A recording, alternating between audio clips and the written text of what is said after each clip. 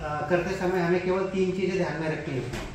एक तो उसका पीएच, दूसरा इलेक्ट्रिक कंडक्टिविटी ईसी जिसे बोलते हैं, और तीसरा ऑर्गेनिक कार्बन ओसी। ये 3 चीजें आपको समझना है आपकी मिट्टी में। हम तो बोलते हैं कि आप खुद भी ये अपने मिट्टी को देखकर आप खुद जान सकते हो कि मेरा पीएच कितना होगा, ईसी कितना होगा और ऑर्गेनिक कार्बन कितना होगा। आप घर में भी जान सकते हैं। इसके लिए हमारा एक क्रॉप डॉक्टर का कोर्स है। क्रॉप डॉक्टर यानी फसल चिकित्सक। आप पूरा 60 दिन का कोर्स है। 60 दिन में हम आपको पूरा सिखाएंगे मिट्टी, पानी में वाटर मैनेजमेंट, सॉइल टेस्टिंग वगैरह, वो सब उसमें सिलेबस है। तो आप वो कोर्स करने के बाद आप खुद भी अपनी मिट्टी की जांच कर सकते हैं। लेकिन जो पैरामीटर्स है सॉइल टेस्टिंग करने के बाद, उसमें एनपीके क्या है, calcium nitrate, calcium, zinc, boron, iron कितनी परसेंट में है, माइक्रोन्यूट्रिएंट कितनी परसेंट में है, ये अलग बात है। केवल आपको ध्यान रखना है पीएच, कार्बन और ईसी। पीएच मायने रखता है आपका मिट्टी की सेहत, जो उसमें क्षारता है वो कितना कड़कपन है, वो पीएच मान के रखता है। तो केले को चाहिए 6.5 से लेकर 7.5 तक पीएच अगर आपका सॉइल का आता है तो अच्छा है। 8 और 8.5 पीएच में भी केला ले रहे हैं किसान, लेकिन थोड़ा दिक्कत जा रहा है। उसकी जड़ें मिट्टी कड़क होने के कारण ज़्यादा जड़ें नहीं फैलती, और जितनी जड़ें उसकी फैलेगी, जितना भुरभुरापन आपकी मिट्टी में होगा उतनी जड़ें फैलेगी, उतना वो ज़्यादा आउटपुट देगा। तो 8.5 पीएच में भी केला ले रहे हैं, लेकिन 10-15 किलो का वो एवरेज ले रहे हैं एक बार। तो मिट्टी अगर पीएच आपका ज़्यादा है तो कम करने का भी उसका तरीका है, और अगर 6.5 से कम है तो उसको बढ़ाने का भी एक तरीका है।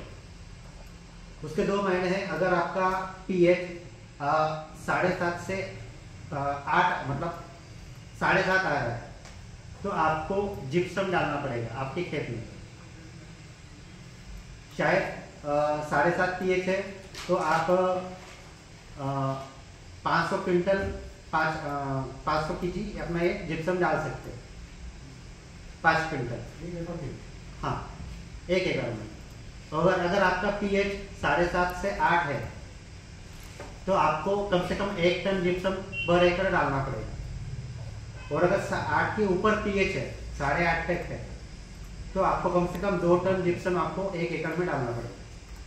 तो आपका मिट्टी का पीएच थोड़ा मेंटेन रहेगा, एवरेज आएगा।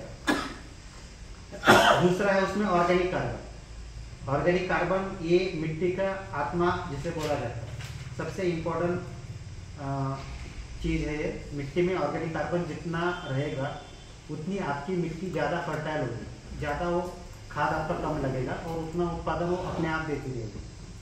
तो मिट्टी का कार्बन जो है, ऑर्गेनिक कार्बन कम से कम 1 होना चाहिए। जो पैरामीटर से उसमें आता है 1 होना चाहिए। ज़्यादा से ज़्यादा 5 तक होना चाहिए, लेकिन उतना अभी अवेलेबल नहीं है, तो 1 डिसाइड किया है कि 1 तक मिनिमम होना चाहिए। अगर 1 से नीचे है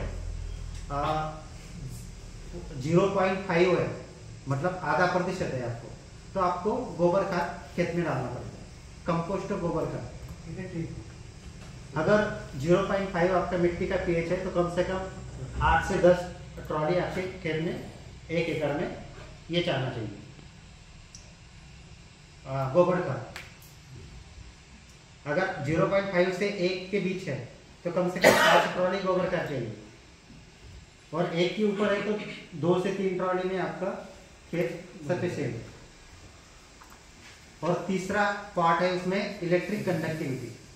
तो इलेक्ट्रिक कंडक्टिविटी मतलब क्या, अगर हम इतने लोग अभी यहाँ से 25-30 लोग बैठे हैं, अगर हम ऐसे ही बैठे रहे मौन अवस्था में, तो क्या होगा, किसी को लग रहा है कि यहाँ पे कोई शांतता है, कोई चल नहीं रहा। हम बोल रहे हैं, हालचाल कर रहे हैं, एक दूसरे से बात कर रहे हैं, कन्वर्सेशन कर रहे हैं, मतलब हम यहाँ से कुछ चलायमान है, ये हॉल में कुछ तो हो रहा है।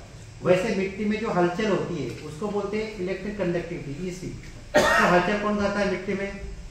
पत्थर इधर उधर होते हैं, मिट्टी यहाँ से उठकर वो आ जाती है, नहीं जाती, तो कौन करता है हलचल? बैक्टीरिया। मिट्टी के अंदर जो बैक्टीरिया है जो चल फिर करते हैं, चींटी, दिमाग, मावा, जो भी किट है, कीट पतंग, जो भी सब सब आ गए इसमें।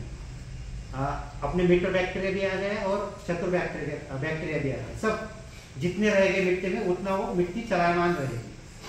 तो जो आप खाद दोगे वो पौधे के जड़ों के पास लेके जाना, जड़ें जो पानी मांग रही हो उसको पानी अवेलेबल करवा देना, ये सब काम कौन करता है? वो बैक्टीरिया करते हैं। तो जितनी आपकी मिट्टी में बैक्टीरिया की संख्या रहेगी उतना वो ईसी आपका अच्छा रहेगा।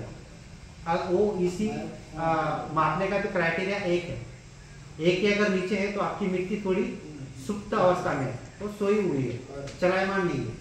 हाँ, अगर एक है या एक के ऊपर है तो मिट्टी में आपकी हलचल है, तो आपके जो फर्टिगेशन दोगे आप पूरा का पूरा अपटेक हो जाएगा, फिक्सेशन में नहीं जाएगा। अगर मिट्टी आपकी सोई हुई है, उसमें कुछ चलायमान नहीं है, तो आप जो खाद दोगे, आपने पौधा यहाँ पर लगाया, आपने खाद यहाँ दिया, तो वही के वही पड़ा रहेगा, वही के वही वो फिक्सेशन में जाएगा।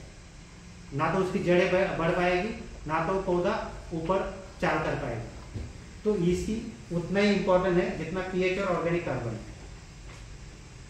तो मिट्टी आपकी जीवित रहेगी। ये दो परिभाषा एक मिट्टी की समझने की, एक स्वस्थ मृदा और एक जीवंत मृदा। मिट्टी स्वस्थ हम कर सकते हैं, लेकिन जीवित रखना उसको, ये बहुत चुनौती है।